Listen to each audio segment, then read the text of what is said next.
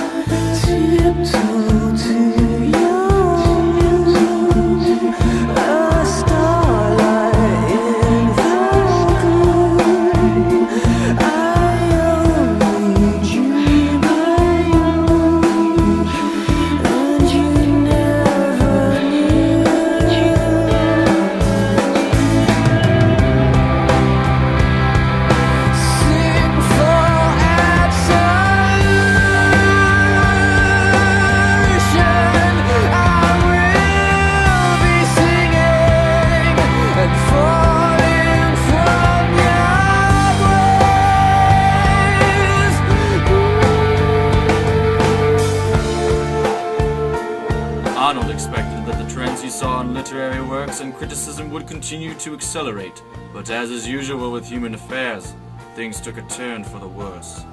Arnold believed that more and more mankind will discover that we have to turn to poetry to interpret life for us, to console us, to sustain us. Without poetry, our science will appear incomplete, and most of what now passes with us for religion and philosophy will be replaced by poetry. But what has come to pass in the last few decades, a culture grounded not in poetry, but in television, and dedicated not to the sublime, but to the lowest common denominator, might well have been Arnold's worst nightmare. A kiss that can't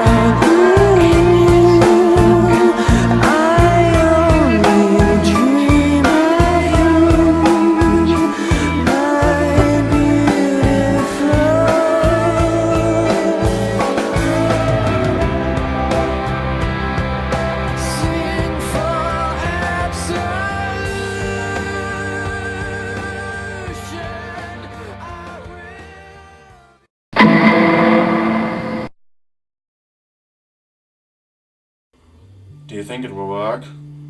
I don't know. Cryogenic research wasn't exactly what we would call perfect in the 1800s. Even if we can thaw him out, we're taking an awfully big risk.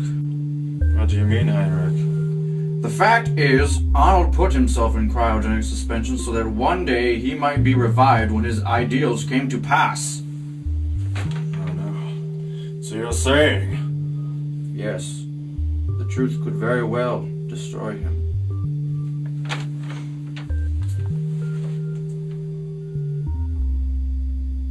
Well, Wilhelm, let's go over the thaw process again. Matthew Arnold is right now in his cube state. We will proceed to place him in our method of thawing, also known as the defreezerizer, which is also the shower. Correct.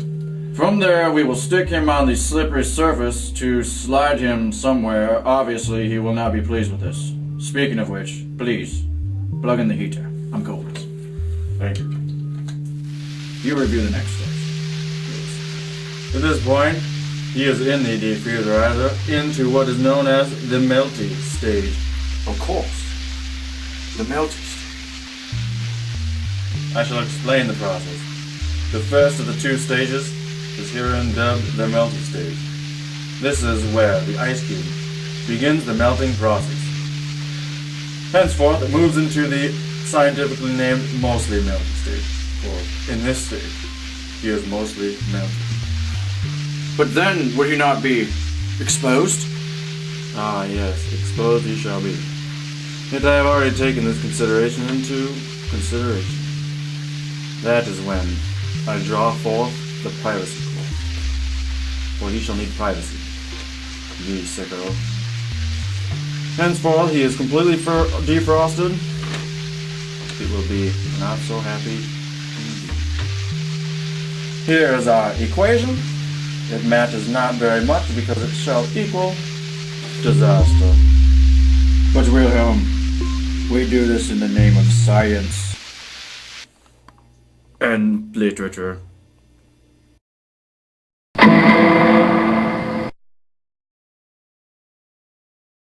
In the deep bowels of our dorm room, we pursued the unthawing of Matthew Arnold. Night and day we toiled, until...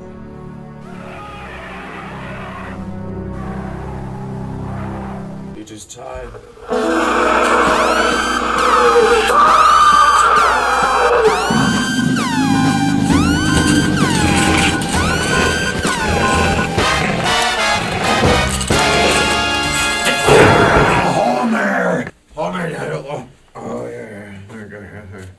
Cyclops, Odysseus,